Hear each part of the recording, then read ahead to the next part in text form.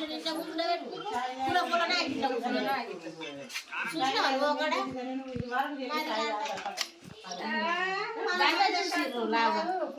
పైస లేదు వాళ్ళకి పైస ఎక్కువ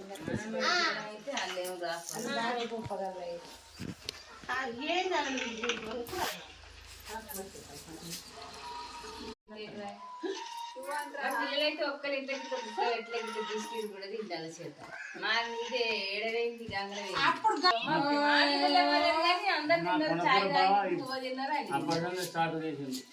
ఇప్పుడు జోరు అప్పటికైనా చాలు బాధ